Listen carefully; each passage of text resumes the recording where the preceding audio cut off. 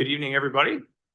Welcome to the meeting of the Planning and Land Use Committee for Monday, April 7th, 2025. First, I'd like to begin by acknowledging with respect that we're meeting on the traditional territory of the Lekwungen-speaking peoples, and we are honored to have the opportunity to build strong working relationships with the people of the Songhees and Kasepsum nations. We'll call the meeting to order and seek approval of the agenda. If I can have someone approve, or sorry, make a recommendation that we adopt the agenda as presented. So moved. All those in favor? Okay. Move to item 3, then adoption of minutes, Planning Land Use Committee meeting minutes from March 3rd. If I could have a motion to approve those. Thank you. All those in favor? Approved. Item 4, public participation. Is there anyone? I don't believe there was anything received. I don't see anyone online. Is there anyone other than our presenter who would like to speak at the moment? No? Okay. So we'll move on to new business, our only item this evening, item 5.1. Mairi is going to pronounce this, or Mairi is going to walk us through the rezoning application. I'm not even going to read the numbers for 2420, 2426, and 2428 Sooke Road. Thank you.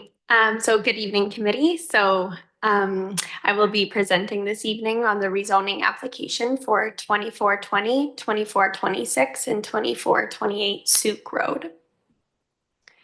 So the 3 subject properties are located at the northwest corner of the intersection of Veterans Memorial Parkway and Sooke Road. All 3 properties are currently zoned R1, which is just our standard residential low density zone. They are dual designated in the OCP as transit growth area and neighborhood hillside, and are located within our environmental, natural hazard, and form and character development permit areas. There have been a number of recent rezoning applications within close proximity of the subject properties, enabling 6-story residential, and then there's light industrial to the south of the subject properties. So the proposal this evening is to rezone the subject properties from R1 to TGA1 to enable 2 6-story apartment buildings proposed as market rental with 171 total units. The proposed unit breakdown is 18 studio units, 84 1-bedroom units, 52 2-bedroom units, and 17 3-bedroom units. The plan shown before you is the second iteration that the applicant has submitted to us, which has addressed a number of staff's original concerns with the original iteration, mostly related to urban design. The buildings are situated in a way to address and frame Sooke Road that creates an internal courtyard to screen parking from the street and promote internal circulation, which is adhering to good urban design principles. Access is proposed off of Sooke Road into one 3-level underground parkade that will serve both buildings. The properties do slope down from Sooke Road down to Cecile Blogg Drive. So in order to enable development on the site, there are a number of terraced retaining walls proposed, and all of them will reach the 1.2 meter height restriction of retaining walls. And then road dedication is proposed along Sooke Road. So starting with our review of the OCP, as I mentioned, the properties are dual designated as transit growth and neighborhood hillside. As the properties do front onto Sooke Road, it is expected developments will propose densities that are necessary to support increased transit frequency and usage. So the transit corridor is where we want to see density. More density is a better rationale to have increased transit frequency. The transit growth area does support buildings up to 6 stories when enhanced urban design mitigates the visual impact of the height. So the proponent has proposed a number of components within the proposal to support that increase, including increased setbacks on upper floors and orienting the buildings to Sooke Road. The prescribed FAR within the transit growth area is 2.5 and the applicant is proposing 2.47. So they're achieving that prescribed FAR and it's allowing future residents to have access to and support for frequent transit along Sooke Road. And finally, the transit growth area places a lot of emphasis on the public realm. Given the importance of permeability and walkability on a transit corridor, and given that transit users are also pedestrians, the developer is required to provide frontage improvements, including sidewalks, bike lanes, and landscape boulevards. And we are requiring improvements to the pathway that is right at the intersection of Sooke Road and BMP that provides connection to Cecile Blog and further onto Colwood Creek Park. The buildings along Sooke Road emphasize the corner intersection of VMP and Sooke, which activates the street frontage and making more of a pedestrian-friendly environment. So as I mentioned, the proposal is to rezone the subject properties from R1 to TGA1. So this is our template zone for Sooke Road. The purpose of that is just to ensure consistent development along Sooke Road. So you're going to see consistent setbacks, height, lot coverage. The proposal meets the majority of regulations, except for frontage and setbacks for the underground parkade. Staff have reviewed these variances and do deem them appropriate and are asking council to authorize staff to approve the requested variances at the time of development permit. The reason for this is to streamline the process and remove the need to return to council at the time of development permit. So the applicant has complied with all communication requirements and our land use application procedures bylaw, and we will be sending out notices prior to first reading of the bylaw to properties within 100 meters of the subject properties. And the staff recommendation this evening is to rezone the subject properties to the transit growth area 1 zone, subject to several conditions that would be required to be registered within a development agreement. And the options this evening is the staff recommendation to request additional information, to deny the application, or another option is selected by the committee. Thank you, and the applicant is here as well to present. Thank you, Mairi. Appreciate it. David, I understand you're going to give a presentation here as well.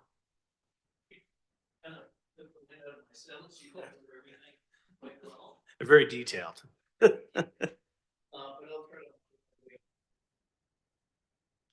Just get you to hit the silver button at the base of the mic there too. That'll, yeah, there you go. Okay, perfect. Does everyone hear me all right? Thank you for the opportunity. What I'm going to do is more, I guess, base it on the aesthetics that we've worked on. Knowing that this is going through rezoning, there is a few things that we do need to address, and I'll hopefully be able to address these from you. One is making sure that what we're proposing there as a residential development fits within the OCP land, and it has been shown that it does. Along the 3 other corners that we have along the intersection of Sooke and Veterans Memorial, we have 2 other residential developments, both are very modern, at least what I've seen, very modern aesthetics. And then we do have that car wash that's also a very modern aesthetic. The corner itself is what I considered kind of a gateway into going towards Langford as well as Colwood. And we took that as a very important basis to kind of provide our design on this. And I'll quickly walk you through the design. I mean, we had proposed 171 with a mixture of studios up to 3-bedroom units on this. What we've done is we kind of cloistered the design so that it would be an interior courtyard, and we would be hiding the surface parking areas that would then lead us down to the underground parking. It is a very sloped site going from Sooke down to the rear of the property. And so it gave us some challenges, but also some opportunities to work with that. We are not requesting any significant variance. The only ones that were is the setbacks for the underground parkade. And they're not visible, but in order for us to manage the turnaround radiuses and manage to get the amount of parking we needed without variance, we needed to ask for those variances, which are quite minimal. I will just move first and talk about the form and character that we gave this. We wanted to do a very, as you know, it's getting tougher and tougher to build, especially with the new bylaws that are coming out and the seismic requirements on it. And the best way that we can do it in seeing for rental community is to have the units themselves and the planning itself stacked, which means it's the same unit all the way up to the top. There's certain advantages, obviously, in construction to do that, but it also gives us a bit, you see all these buildings that have the exact same modular that's going up. And what we chose to do is maintain that efficiency in order to help the developers make their performer work, but also then pay attention to how we clad it and some pretty significant architectural motifs on it. So to have a little bit more fun and be able to be recognized as a modern building, a brand new residential development. One of the things that we did get from our very first go around when we did a two lot scenario, and we got the comments back from planning, is to have more activation towards the city, towards the road, Sooke. And what we did is we created a secondary because of the, and I can just show you on plan, just, I'll go back to these in just a moment. Because of the slope of the site. So on this one, you will see that it's actually this upper unit, which is a higher. If you see along Sooke Road, what we've done is placed an entrance off of the side with 3 residential units and then an open space that we can use, whether we are going to cordon it off or let it open as a relief to the massing of the building. And you'll see this on the elevations once I show it. Once we start going the side, the entrance is at the top of the page. We start going down, and this is the lower floor. What we've done, and one of the things that that the clients really wanted to do is be able to, instead of looking for the darkest, furthest corner in the parkade that's not going to be used, and that's where we put the bike centers. We actually used some ground floor, which is quite valuable, but we wanted to kind of portray a lifestyle. Since we are putting in this being a corridor for transportation, which includes bicycles and a bicycle path on there, we thought to showcase it. So if you see on the ground floor in building A, we have a very large bike center in it, which we're showcasing with storefront windows. And so we're really selling the lifestyle. Building B also has a smaller one, but also facing the courtyard area, just to not only for security issues, but also to propagate that use your bike, and it's readily available for you. What we also did is, because of the massing, because of, if you see, we have all the units kind of stacked. As we get to the upper floors, so starting from floor 4, 5, and 6, we have setback, and you can see the C2 units. Part of the kind of jigsaw puzzle that we had to do here is now, because of seismic requirements, we have to take all the corridors up. We have to take all, as many of the 70% of the party walls up as seismic. And so what we did is we pushed back the building in order to get that relief, but we also then maintained the 2 outer party walls in order to create a module that we can work on as well, maintaining the efficiency of the building and allowing us to have that setback and lessen the massing of the building itself. Just some other things to consider. So I had touched base on the things that we consider for rezoning. One of the things is preventing overcrowding. We are meeting the TJA1 transit growth area, which is 2.5 FAR. We're like 0.3 below that. And it's a typical, we do residential quite a lot, and it's a typical density for residential areas. One thing that we did note is that because we're doing 171, it's a community within a community. So what we're trying to do is also include a bunch of amenity space within within the area. We already touched base on some of the amenity spaces that we considered off of the front area, which is the that open space that we have at the end, and I'll bring you up to the elevation on that. But what would also included on this, and taking some valuable areas, but enough to, we provided an indoor and outdoor amenity on the roof areas. And they're significantly sized, and each building has its own space. So, you know, I can see in what I've seen worked on in other rental buildings or market condos is that the smaller units, if they want family over, they can rent the amenity space and say it's going to have a kitchenette in it as well, and be able to host a larger family event. Or if you have kids and they're out there playing, the parents can be socializing within the interior of the indoor amenity space while keeping an eye on their children on the play area in the outdoor amenity spaces.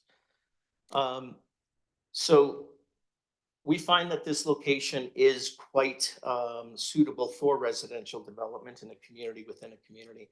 We also looked at adequate light and air, and we did do light studies on this, and just making sure that we did have, especially on building B, the outdoor amenity space, and building A is going to have some nice views, but it also is going to have significant afternoon light as well as morning light for the for building B.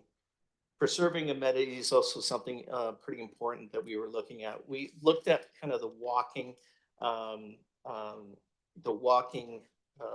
possibilities around this area.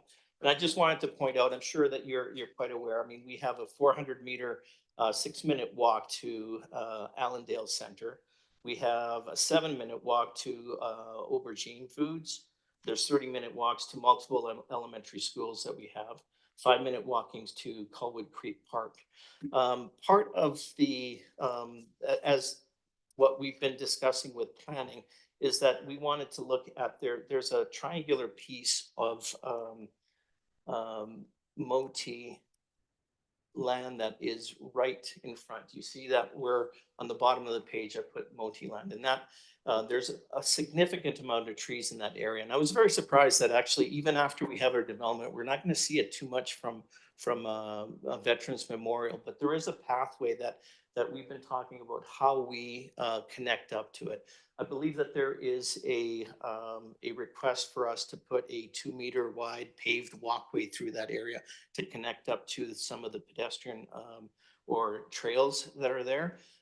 We are more than happy to work with planning and the city to put that walkway in, but I would suggest that, you know, considering that it's a paved, it could have detrimental effects on the existing trees. So we'd like to take the time to be able to either, it's going to be crushed gravel or something, once we get an arborist in there, and be able to tell us what we can and cannot do in order to maintain the existing trees that are at that location. With that said, I will just kind of walk through some of the form and character that we established on this. So this shows the elevation off of Sooke Road. And what we've done is we've put a secondary main entrance on it. So it does have kind of a canopy that kind of flags the entrance to the building, although the entrance is actually in from the courtyard, the main entry is. But we needed to, part of the comments that we got from last time is to have more addressing it to the front area. We also opened up that bottom part that would be near to the vehicular entrance to the site. Just to reduce the massing, but also to provide an area where, you know, we're looking at putting more planting, greenery, and just a nice place to be out on the front. We've selected some material. So the yellow material is board and batten, but what we've done is we wanted to take a more modern approach to it and have a variable spacing between the battens on that. And so you'll see that not all of them are the same size, but this gives us kind of a modern look. As you know, this is a cementitious board, whether it's hardy or not, it's a very durable material. And as we want to alleviate the amount of maintenance that we have to do. The other thing is the other material, main material that we're looking at here, is corrugated metal, so metal panels. And one thing that has happened, there's always this idea that corrugated metal is that undulating metal that is always seen on boat covers or in marines. But it's come a long way. We're looking at, there's fluted architectural metal panels, and we've used it on other projects in Colwood as well that have been received really quite well. So we're also looking at this as a means of durability as well as effective in cost, because this is comparable to hardy panel, but much faster. It goes up much faster since the sheets are much bigger. We also wanted to introduce detailed punched windows in those areas and create kind of a grid pattern to it that then is broken up by the location of our balconies. Each of the units we've looked at, we wanted to give a lot of outdoor space in the personal balcony spaces. So at minimum, they're 6 feet by 8 feet and larger from that point. So there is a significant amount of outdoor space individual for each of these units. A couple of things that I just wanted to mention on the frontage. I know that my client Doug Ford will come up and maybe talk a little bit more about it, but we are providing stormwater management that's up and down the road to a cost that's not included in the DCCs. And I don't believe that there's latecomer fees available for us on that as well. And the reason I bring this up is that just want to emphasize the extent that my client is going to try to get this project to its fruition. I also wanted to cover some of the existing form and character that's around. I mentioned that the three other corners have very modern looks, and I thought that this design would really fit well with that being proposed. We have the Speedway Wash Energy Center, which is a very modern building. We also have 2350 and 2356 Sooke Road, which is also a very, it's similar to ours in the fact that it's a modern and platonic forms that kind of collide together. And then we have on the opposite side of Sooke, just directly across the 2403 Sooke, which is a 3-apartment building, kind of similarly creating this inner courtyard where they have surface parking. So very similar conditions on that. With that, I think I will hand it over to Doug. And I am here to answer any questions that you may have. Thank you. Appreciate it. Thank you. Want that back? Nope. Good evening. I'm Doug Ford. I'm the developer on this project. We've done a number of projects in the Western community recently. We're under construction for one project in View-Row right now for 242 units. And we've just rezoned and are about to do a DP for 238 units on Island Highway in in View-Row as well. This particular project, actually we have another one we're doing in Colwood as well that should be 178 units over on Tamarack in your Colwood Corners area. That one, we haven't quite made an application yet. We're getting close, but it takes time. I wanted to mention on this particular project that it's becoming difficult to make numbers work. And I say that because I'm sure you're aware of the increased construction costs we've experienced in the last year alone. We were building last year at an average of $350 a foot. We're now up to an average of $425 to $475, depending on how extreme you get with your exteriors. So it becomes much more difficult. And even though interest rates have come down slightly, it doesn't compensate for the extra cost of construction.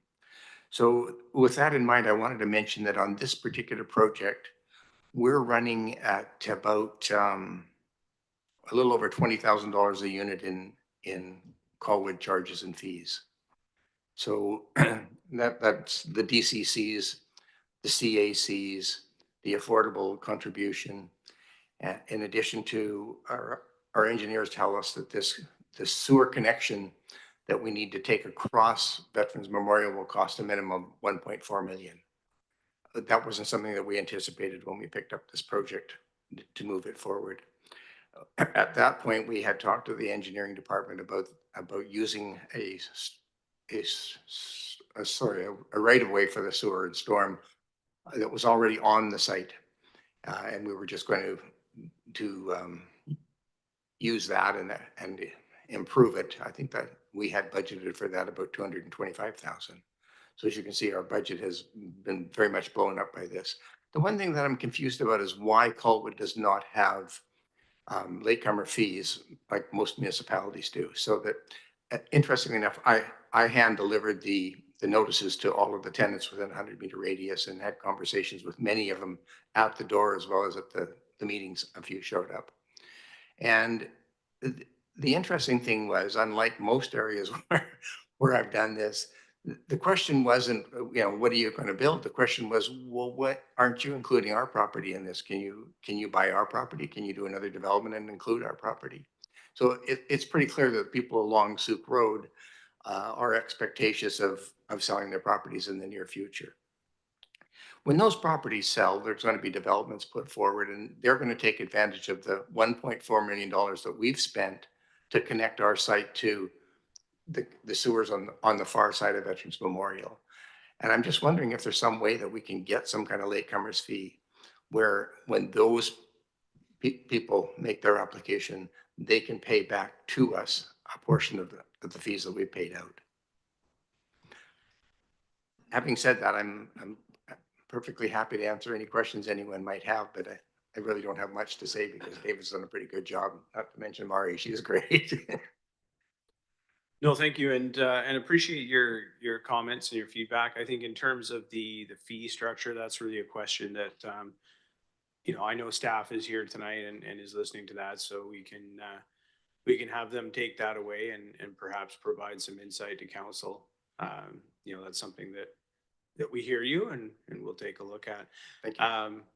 In terms of presentation, I think it was great. I think pretty comprehensive. I know you had even more renderings in there of the building, but I know I'd seen what I needed to see. What I'll do now at this point is turn it over to the committee for any questions for either staff or the presenters, and let's see where we go. Anybody? I have some.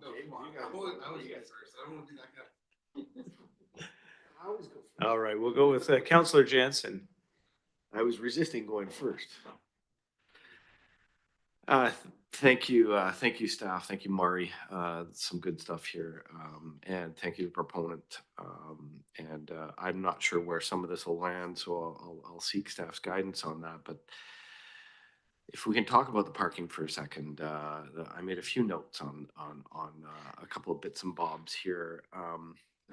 The 3-story, sorry, was it 3 stories of underground parking? Did I hear right? I just recall with the property across the parkway would be to the east. We required some kind of variance with regard to having an exposed or open parkade at the rear, given the slope of the property. I mean, the slope can't be that different here. So what are we looking at as far as the parking configuration? I mean, we see it in one dimension. I'm thinking more 3-dimensionally. What does that look like with the grade? So as I mentioned, there are going to be terrace retaining walls throughout the site. They will not be more than the 1.2 meter height restriction. So we will see that particularly at the rear of the properties where that's where the significant slopes are. So that's where we could see potentially exposed parkade walls. One of the variances that they are proposing is the setbacks for the underground parkades that's embedded into the TGA1 zone. The only setbacks that they are proposing a variance to is along Sooke Road and along the VMP side, so it's not impeding development on adjacent lots. I get it. So we're not there yet as far as the development on what the final product looks like. So, but I was thinking, trying to visualize what that would look like, because that is a significantly sloped property. And if we get it wrong, and I did read in the letter, the engagement report, that there are concerns that have already been expressed about parking pressures on Cecil Block Drive. So I think we have an opportunity to do this and do it properly to make sure that we're not filling up Cecil Blog Drive and then a short walk up that trail and through the back door of your suite to avoid the charges for parking. Which leads to my next point. I see that there is an agreed upon covenant with regard to the allocating the parking to the unit. What does that mean? How does that work? Yeah, so the way that it's written, it's basically one space has to be allocated to each unit, and it cannot be, the developer cannot charge extra for that Thank you. space. That's where we've run into problems is when those spots have been commoditized by other builders, which has then led to conflicts in our neighborhoods when people don't want to pay the extra $100. So that's perfect. Thank you.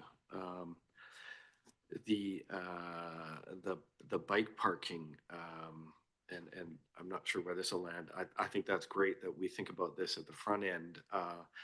But today's bike parking is not the bike parking of yesteryear. I would suggest it's mostly electric bike parking so that people can nip over to their job over at Can West Mall or what have you. So maybe you can speak to your thinking on the design for the bike storage area and because these bikes keep coming with bigger and bigger batteries, and I just envision one 15 amp outlet with a mountain of extension cords, you know. Yeah, please. So we have thought of that. We have thought of that. We have dealt with that in many municipalities as well.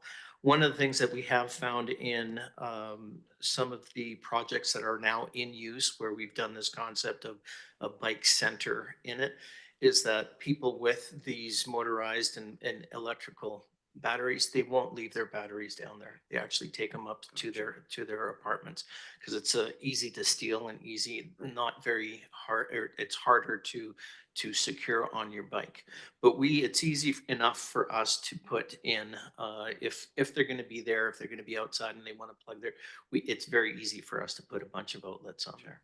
Okay? Along the same lines, I had a thought here, but wouldn't it be deluxe if you offered the ability for someone to park their bike within the unit with We've tried whatever, doing that before. The only thing is that what happens is that the maintenance and the wear and tear on the carpets in those areas, it just gets trashed.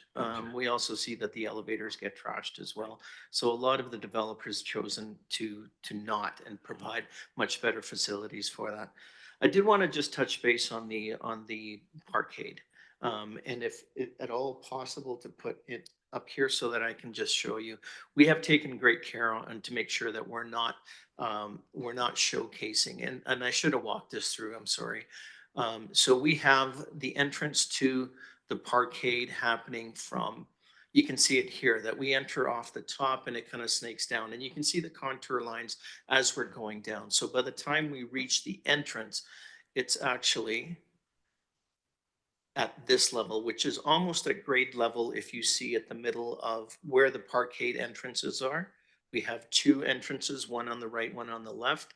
And what happens is that we kind of circle down. We use a 5% to actually gradually go down, that we don't need to put any ramps in those areas. The section cuts that you see on here, and I can show you we did the most critical one.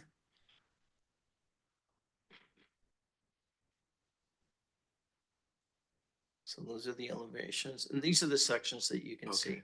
So if you look at the back, the top section cut through there. So what we've done is we've tiered planters. None of the walls are over what they are. They're 5 feet, 1.2 meters, 5 feet, and then we have landscaping, all of that, because we did not want to showcase we didn't want to showcase the parkade. And it really is, I mean, the third level is within the unit, so it's not, we're not showing it on the backside, but it continues down, and we could get more parking if we continued down, but we kept it at what we were required for the bylaw. So we've looked at every side of this and just making sure that we weren't daylighting any of the parkade along any of the fronts. Perfect. Okay. Thank you. You're And sorry, did I hear right that that's all under the one building? No, Or under is it both under buildings. both? Okay, so Under it both. spans the whole property? Yeah, so if you look at sorry for, I gotcha. Okay. and then you can see the outline of the buildings themselves on there. So we have direct access from stairs. So if someone's living on, say, the first or second floor, they don't necessarily have to use the elevator. They can just use the stairs to go up. And then we have both of the lobby entrances and the double elevators for each of the buildings. While I have you here, things like commercial parking. I feel like a lot of these buildings, I'm sorry, the skip the dishes is all the rage nowadays, and it's unbelievable the number of deliveries that arrive at a unit like this. Not only that, Amazon and all of that. Thank you. Yeah, One so- commercial spot doesn't cut the mustard is my point nowadays. Yeah, so what we've done is we've put accessible parking in the area where we're considering it to be, visitor parking. All the units, the unit parking is in secure parking underground. And so you see we have, I believe, is there 10 parking spaces in those areas plus a loading bay. And the reason, I know that a lot of municipalities don't require for residential loading bay, but I find that a little strange considering that, especially in a rental unit, the beginning of the month and the end of the month, you're gonna have people moving in and out. And if you're gonna be blocking a driveway or blocking the entrance, it just doesn't work too well. So we did manage to put in a full-sized loading bay area that has access to both of the spaces. That's perfect. Sorry, is this, I didn't see a covenant for length of term for the rental building. Is this So- in perpetuity or? Well, I was asking the question just recently to the clients and because they're still trying to figure it out. Because of just the making sure that their performance work. Okay. And I mean, Doug would probably be the better person to ask on this, Sure. but we're still trying to figure out what best method to Sure. either have it on a 10-year, which is typical, or even considering market condo. But I think their first step is seeing if rental can work. Okay, but you are asking for us to step away, from, well, I mean, it's within most aspects of our OCP, but some certainty as far as the community goes. If you're asking for some give from the community on where this lands in that spectrum, would be appreciated. Because voting for something that's, private condo building versus something that Rental. can be in the rental pool for our community, which we're short of, it makes a difference. I'm the lowly architect. I will Yeah, leave that. now question I to- hear you. And maybe there's no answer at this point in time, but I would love to know what the answer is. Okay. And Mr. Architect, and I have an architectural question. Yeah. You mentioned those hardy panels. I cringe when I think about those, 4x4, 6x6 square exterior panels that are drilled in from the outside. They look like crap. No, And and they're that's all why over- they're all over our neighboring community. And I couldn't agree with you more. so So what we've done on this, so if I'll just go back to some of the elevations on this. And perhaps it isn't shown properly, but it's board and batten treatment, but a modern board and batten. So what we have is the batten would cover up the screw marks on those areas. What we've tried to do, and like we went through the phase of using easy trim and stuff, and that just doesn't look good. You have all of those fastener marks on there. So we've been looking at ways of either doing inset reveals that then hide all that, or the battens, which is a 1x2 strip that covers all those. sure. Elements of- And I'll just a couple more small things, Mr. Chair, sorry, and then I'll yield, but the trail connection, I take your point and I love it. And I made a note in advance of you saying anything, that connectivity with trails is important in this community. And I'm surprised, and I think maybe Mairi can weigh in, that's an informal trail that leads down to Cecil Blog Drive, because is it in our trail plan anywhere, or is it? So yeah, it's currently an informal trail. It is within Modi lands as well. So I would love to see an opportunity there for some improvements for that connection. And you're right, if we don't do something, then people are gonna forge their own trail through those woods for kind of the quickest way down to the dog park. So the funny thing is we show this elevation, which just completely shows our building. But I went out there today and kind of walked around to get a better feel of it before this presentation. And there is so many trees and actually quite mature trees, quite very nice area in there. You're not going to be able to see our building, but we also want to maintain those trees. We don't want to see a trail that we're cutting through and then damaging those. So my request is that we'll work with the city to try to get something in there that is visible, that is not going to hurt the trees at all, and that will connect up to the existing trails. Thank you. And then the latecomer charges, I think was mentioned by Mr. Ford. I mean, do we not have policy on that? I thought we did. And so there is latecomer policy for works that are done. So I was surprised to hear that perhaps you hadn't discussed that with staff as of yet, but I believe we did, but that's great. I mean, we'll revisit that issue. certainly at that scale. I mean, I Yeah. mean, typically our latecomer is a resident that wants to connect to a project like this, but yes, all four corners there are, this is now the fourth of four corners that has gone through this process. So I'd love to see some continuity there. Certainly, I wouldn't expect fantastic. people to put in separate sewage pipes, for goodness sakes, right? So I thank appreciate the you, clarification. thank you for indulging me, Mr. Chair. And I said you could go first, by the way, so I. Thank you, Councillor Jensen. James, over to you. Thank you very much. Really do like the balcony space commitment. The one thing that really stood out to me, even though today we're talking about rezoning, but you have a lot of the development plans available for us.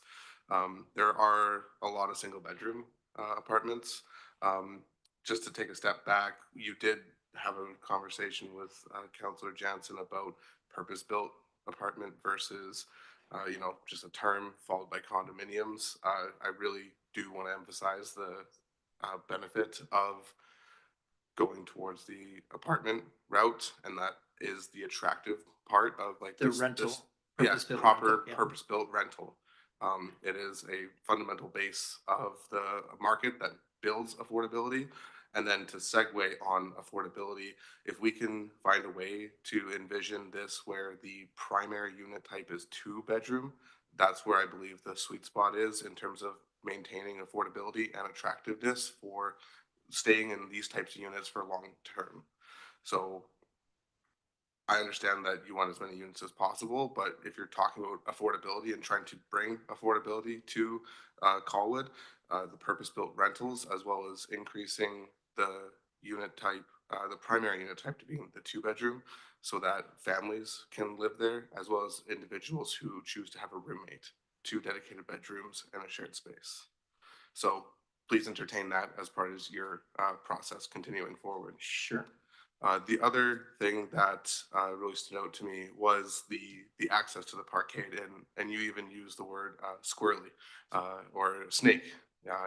You had to snake your way through the property to get to it, and I do find it odd that you have to, you enter at one corner and you traverse the entire distance of the lot before you can access it.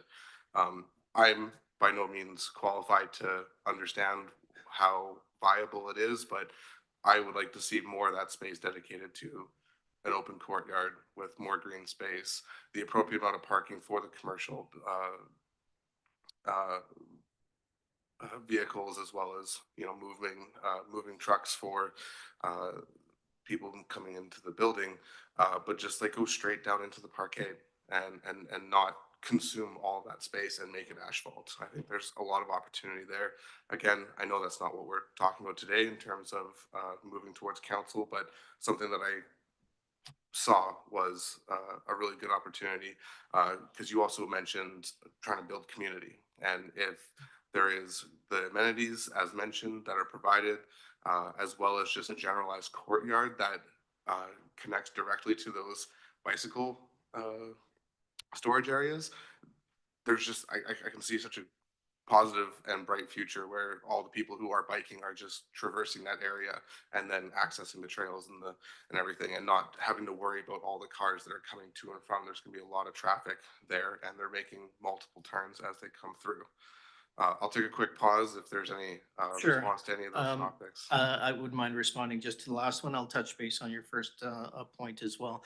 So part of what I do when I get a site in there and I evaluate all of this in order for us to be able to access the parking, especially in the grades that we have provided, or we've been given, is that, and the fact that we can't get closer to, we needed to have an entrance that was far away enough from the corner of Sooke and Veterans Memorial. So it kind of left us no choice but doing that. On top of that is we also have an access agreement to the property to the north of it, which is an access, they access their parking through our driveway. So it was a given on that. We did look at immediately going down into the parkade, but it's a higher area. So what you're doing is you're chasing the slope to go down. And what happens when you chase the slope to go underground is that it increases the amount of ramp area that we have to in order to get underneath the building. So the only way that we could do it, and that was, I mean, we looked at several different ways of doing it, was to go to that point. But because we were already, we had to have the entrance to vehicular access at that location, at the corner, top corner of the lot, we had to snake it in, which gave us then the opportunity. Like I said, we have all the visitor parking that is required up on top. And we don't have a commercial use on it, so we don't have, but I understand you saying, yes, the commercial as in DoorDash or pizza delivery or Amazon. So we did think about that, and that's why we do have a larger, what I could call the moving parking space for the larger vehicles, and then we have the 10 visitor parking spaces on it. And I'm sorry, the first comment that you had was Just the general designation of unit types and my perceived benefit of having more 2 bedrooms over single bedroom. so part of it is that we will typically take our cues from our clients. And we do have a discussion on that. From my experience and what I've been doing this for 35 years, and a lot of the stuff in this area, we have an office space in Langford right now on Goldstream, Jacqueline, sorry. But what I find is the smaller units, if you are concerned about the affordability and getting people, so the smaller units, the 1 bedroom units are the first things that go. And it's because it's cost prohibitive to start going into the larger units. I understand that we want to get family units in there, and we do have a significant amount of 2 bedroom and 3 bedroom units as well. But it's for the affordability part of it, because we want to do a demographic of young people as well as older people, and to have tenants stay longer. That's the best way, that's the best formula to have, is to be able to attract a person into a community that has all the amenity spaces in there. But then we also have a wide range of socioeconomic demographics as well as age and empty nesters I've seen coming in here as well. But it is the smaller units that, in my experience, are the first ones to go, not only in just in market rental, but also in market condos. And the final question that I had is, today we're discussing just rezoning of the 3 parcels of land. How come we're not also discussing the consolidation of the land at the same time? I just want to understand the motivation behind only getting one part of the puzzle solved at a time, rather than, in my opinion, like consolidating the parcels of land and rezoning them seems like a logical single step. I think I'll leave that to Doug to answer, but my understanding is that there was immediate efforts to try to have all those lands, and there was a lot of to buy those, purchase those lots, and there was a lot of pushback and negotiation that had to happen. Initially, like I said, we had 2 lots only to play with, and I was bugging Doug saying if we did have the 3rd one, it would make this so much easier, because having just those 2 lots didn't allow us. I mean, I think we had a 80 unit that had to be pushed up all the way to the front. that really, or I'm sorry, along the side. So we didn't have that coverage of the building hiding the parking spaces. So there was a lot of issues with just having the two. But I think it was the reasoning for that was that we couldn't get that third lot on it. Why it hasn't been consolidated, I'm not sure. I'm not privy to any of that information. Okay, fair. The things that I did want to also talk to, the latecomer fee does seem very reasonable. I'm glad to hear that there are frameworks in place to accommodate that, and it does seem like a very reasonable request. And I also did, like, the one particular modification that I did want to make is, again, the desire to not have asphalt directly required as part of this motion to council, and make the recommendation discuss improvements to the trail network, but perhaps not explicitly call out to such detail the types of improvements necessary. So I don't know exactly what that means, but 2 meter wide, uh, appropriate weather resistant pathway or something to that extent feels also reasonable to provide ways to make the space feel still part of, like, the natural ecosystem you're walking through, just in a normal trail, not necessarily a city prescribed trail, if that makes sense. So my motion right now is to modify the recommendation for 6A to not mention asphalt and just a pathway.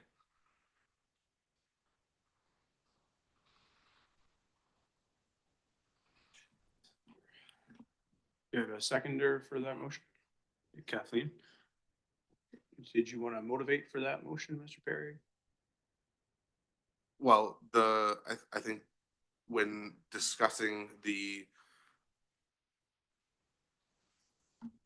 feeling that one gets when walking through a trail is certainly dictated by the materials that they're interacting with. And if the material underneath their feet is hard concrete, in the same sense that I was trying to advocate away from a paved parking lot between the two buildings, I'm also trying to motivate away from a paved parking lot for people to walk along.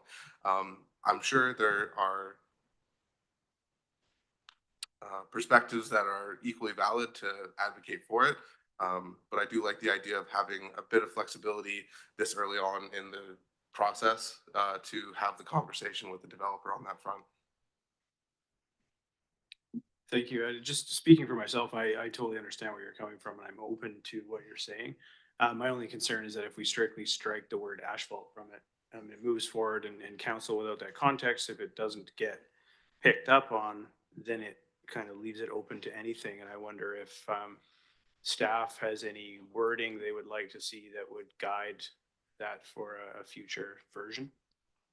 Yes, and maybe I will offer additional context. And I know Gord Bivier is on the line, and he may offer some more insight as to the treatment of different trails and walkways throughout the city of Colwood.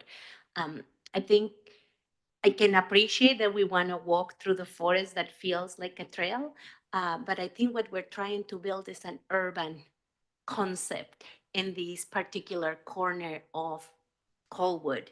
Um, and so the treatment for like a more urban walk, um, we expect it to be universally accessible. And this is one of the aspects that our parks master plan has called for, that whenever possible, we have to accommodate mobility um, components, and gravel and other lesser treatments are not as accessible.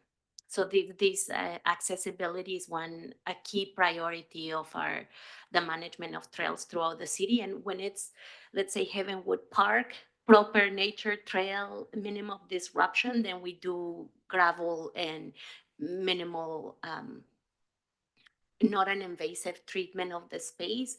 I think because of the adjacency with Moti right away, and the fact that we're trying to build this urban feel of like a fairly dense corner of Colwood with 6-story at either of the corner. We're going for a more urban feel within the forest, but one that provides as much accessibility features as possible. And maybe engineering and parks can add further, but I would say that is our motivation for hard surfacing.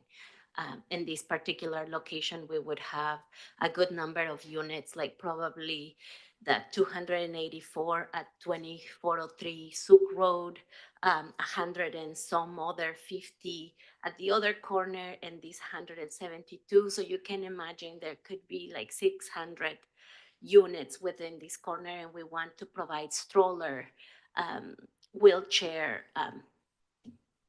doggy stroller, and all sorts of other mobility um, access to Colwood Creek Park. Sure. Thank you, Yasmin. I appreciate it. And Councillor Jansen, just before I go to you, I think maybe to move this along and satisfy what Mr. Perry's looking for, I think what I was looking for was just alternate wording that, would indicate, a 2 meter wide pathway, that essentially meets or is approved by staff for accessibility standards, something along those lines that would perhaps leave a window open if we found that, interlocking brick or something else. I think I can understand asphalt is very clearly defined. Maybe it's concrete, maybe it's something we don't even know about. They want to build a beautiful wood walkway. I just wonder if we can insert another word to kind of move things along. Sorry, I'll give you the floor for a moment here. Can I just make, yeah, so today when I was there, I mean, yes, I understand where you're coming from, but if you actually walk into that area, it is up, down. I mean, if we are planning to put a asphalt walkway through there, it is going to affect the existing trees right now. I mean, that's why I'm saying we should open the dialogue and see how we can actually looking at the space itself. Because right now it's not passable. I mean, I tried walking down there and I've got sneakers on, and it was not very approachable. There is a lot of gullies, it just wouldn't be an accessible route, in my opinion. So yes, we're willing to do that. I think it's important for us to connect the existing trails on there. But I would agree, just to have it as asphalt brings a lot of detriment to that space that we want to keep. Sure, I'll just go to Councillor Jansen quickly here. Yeah, thank you. Your statement was along the same lines. I'd hate to see us paint ourselves into a corner at this stage. And I am open to a dialogue or some wording that satisfies all types of surfacing to be considered and agreed upon between staff and the developer. I'd be more comfortable with that rather than just a bold statement that it must be concrete, because I do think there's probably a middle ground there. Thank you, Mr. Chair. Perhaps, Mr. Perry, if you're open to a friendly amendment, we could just simply state that, excuse me while I find it, that they agree to install a 2 meter wide pathway as directed by City of Colwood staff from BMP to Cecil Blog Drive. And that leaves the door open. It can go to council. We can have discussion. I think to be the kind of devil's advocate, if you will, I completely understand. Yes, we need to review it, but there could be accessibility needs. I'd hate to preclude those at this stage as well. I also think safety. I think some of the issues that have come up along the Galloping Goose and other places, it may well be a scenario where working with Modi and others, we can have a lit path that allows fairly high traffic coming and going. I mean, if we're looking at the OCP and the long-term vision of the Sooke Road corridor, we started with a 6-story development adjacent to Hatley Gardens. The vision extends all the way up to this building and beyond. So I think if we look strategically way out, it may very well be that we need a hardscape, network for people, cyclists, folks with strollers, and the rest. So I would just want to leave that open. So if you're open to that, takes the word asphalt out of there, leaves it in the hands of staff, though, to provide that recommendation to council. That sounds very reasonable. Okay, great. Could I speak to that for just a moment, please? Sorry? Could I speak to that for Oh, just please, a moment, Doug, go ahead. We've had discussions with planning department with regard to this, and initially we talked about limbing the trees. We were very clear that we didn't want to remove any trees. One of the reasons we value this site is because of the forest. The last thing we want to do is put any of those trees in jeopardy or remove any of them. They're not our trees to begin with. They belong to the province. So we're concerned about putting in non-permeable surfaces because my experience is that we've been held back on other projects because we can't use non-permeable surfaces and protect the trees. We're also concerned about the cost. This is a path that is not level or easily accessible. It's certainly not built for strollers or anything like that now. And I think it's unreasonable to put the cost of making something that accessible onto us when we're already looking at 1.4 million in extra sewer connections. And we're giving up a lot of the frontage along Sooke Road. As I mentioned, we're already $20,000, or actually over $20,000 a unit in fees. So I'd like to keep that in mind when we're talking about what we would be required to do on this path. Also, if I can speak to another question of Mr. Perry's with regard to the choice of going apartment versus condo. We're in really uncertain economic times right now. I mean, we're dealing with tariffs with the United States. We're in an election. We don't know who's going to get elected and what their promises are going to yield in terms of the ability to continue to build apartments. Right now, we have some reasonable financing through CMHC. That's in jeopardy. If we lose that financing, there's no apartments going to be built for quite some time. I mean, that's the way we saw from 1970s all the way to 2020 was no apartments because the government wasn't providing any funding for it and they weren't providing any tax incentives to do it. So we feel in these uncertain times, we can't elect to go one way or the other because the last thing we want to do is get to the end of this project, get a development permit, and then not be able to move forward because we can't finance it. When maybe we can do condos because maybe those will work at that point. At this point, condos don't work at all. So I just wanted to mention that. Also, you talked about the access and the snaking, and I did want to mention that as David had mentioned, at the north end of the site, we share a driveway with the neighbor to the north. We did try and acquire that property. Very nice gentleman and wife, but unfortunately, they just simply are happy where they are. They weren't interested in selling, so we couldn't move any further. We like to do larger sites, but we were limited by that. And that had to be where the access was because it's already an access for them, right to the back of the property. It's an easement. So there was nothing we could do but work with that. And by the time you get to the end of that access, now it's too steep a drop to just go straight down. And that's why it cuts across the site. Thank you. Thank you, Doug. Appreciate it. You know, I can just speak for myself personally. I believe that the development community are stakeholders and partners in what we do in Colwood. So I'm not unsympathetic to many of the concerns that you've raised. So I appreciate that. And I think we found a happy middle ground by amending the motion if we vote for it. That leaves the door open to explore what this potential trail looks like. By the same token, you know, we have to rely on our staff. They're the experts and, you know, they look out for the community and, you know, we take their expert guidance seriously. And if they come back and say a non-permeable surface is the way to go, great. And, you know, if they say a permeable surface is the way to go, great. You know, we'll evaluate that at the council table. I think for the purposes of this committee, though, we found a way to move it forward without, you know, without a concrete wording, if you will, or an asphalt wording anyway. So, you know, appreciate your commentary and always appreciate it when a stakeholder takes the time to come and speak. So thank you. With that, if we have the motion recorded, I would just call the question on Mr. Perry's motion. All those in favor? It's unanimous. Thank you. So that is the amendment. At this point, in terms of the original recommendation, I don't know if there's any additional comments from anyone else on the committee at this point? No. Okay. For me, I think, you know, I have a couple concerns, nothing egregious, nothing that would, you know, prevent me from supporting the staff recommendation to move it forward to council. You know, it's consistent with the OCP. As I said, we set the precedent when we approved a 6-story building adjacent to Hatley Gardens. I suspect we'll have some of the same issues with this building. in that some of the neighbors will object to 6 stories, abutted up against, residential homes.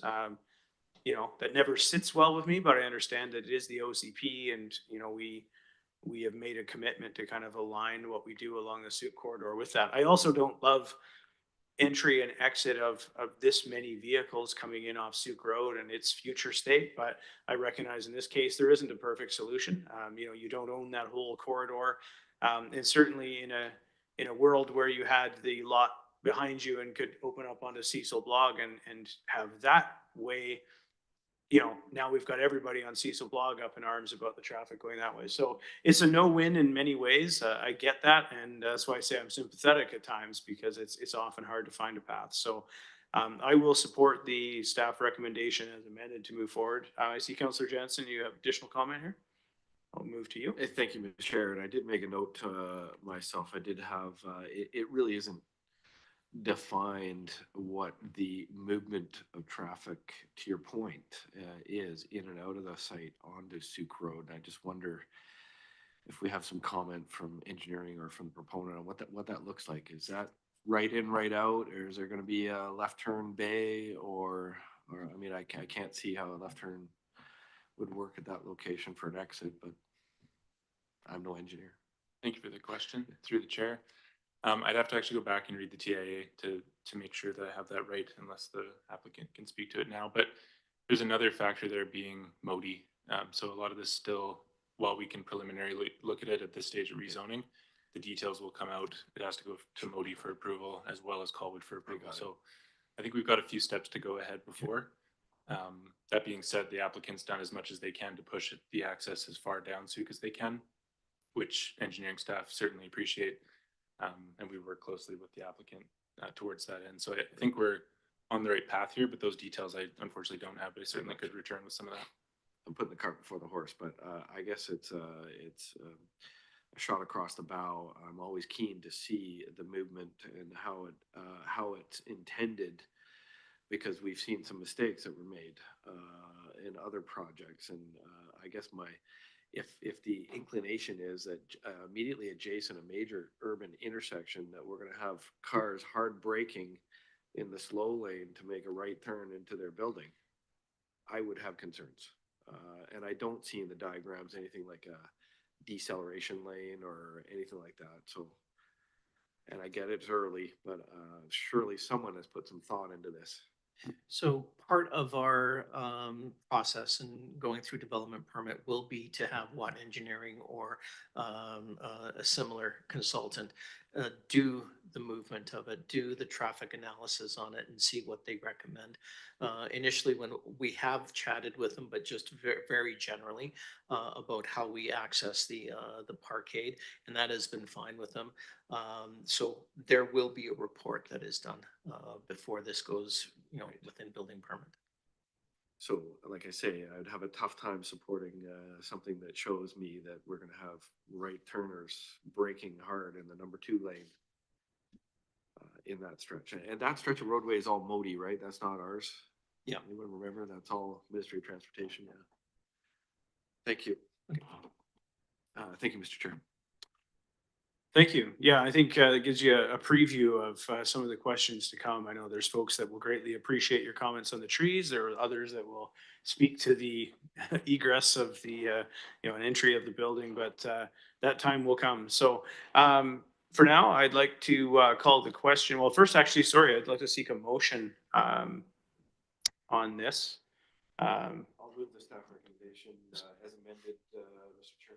Thank you. So Councillor Jensen moving the staff recommendation as amended. I will call the vote. All those in favor? Unanimous. Thank you. Thank you very much again, gentlemen. Doug, David, for your time. Appreciate it. Thank you, staff, as always, for a very detailed report here. And thank you for your help. With that, I would seek adjournment of this evening's Land Use and Planning Committee meeting, if I could have a motion. Thank you. We've got a motion.